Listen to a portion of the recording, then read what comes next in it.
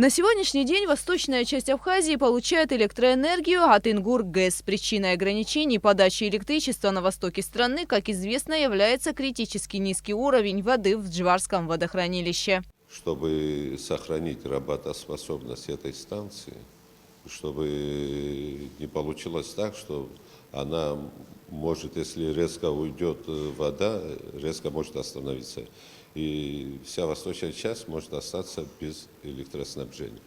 Поэтому вводятся эти ограничения. Чтобы сохранить работоспособность Ингургэс, в сутки нужно сэкономить около 1 миллиона киловатт от вырабатываемой на этой станции электроэнергии. Как объясняют специалисты, Ингурская ГЭС работает на притоке воды, а он сейчас крайне низкий.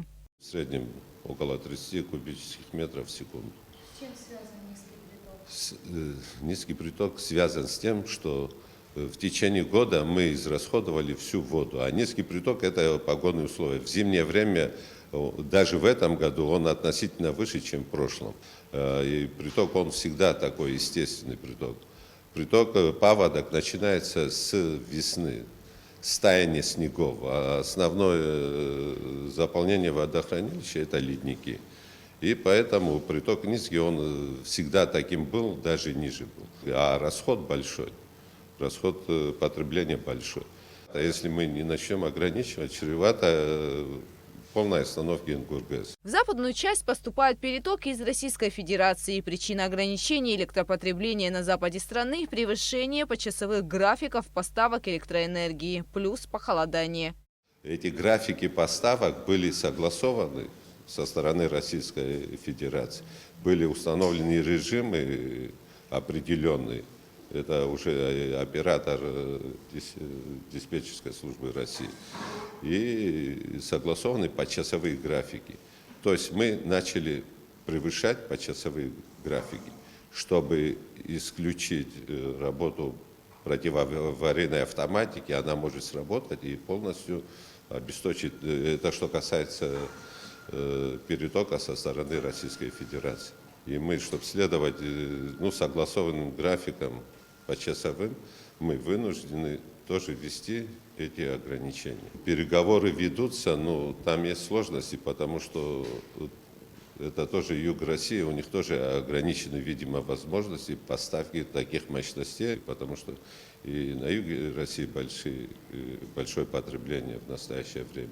Ограничения на подачу электричества в некоторых районах столицы связаны с работой подстанций, на которых, как уже не раз отмечалось, огромные нагрузки. Высоковольтную линию Шишелет-1 будут отключать с часу до 3 часов утра. Данная линия питает Очемчирский и Гулрыбский районы, а также частично город Сухум. С 3 до 5 утра будет отключаться воздушная линия Ачгуара, а также линии Шишелет-2 и Чагал. От Ачгуара и Шишелет-2 электроэнергию получают жители города Галт, Кварчал и часть Кварчалского и Галского районов.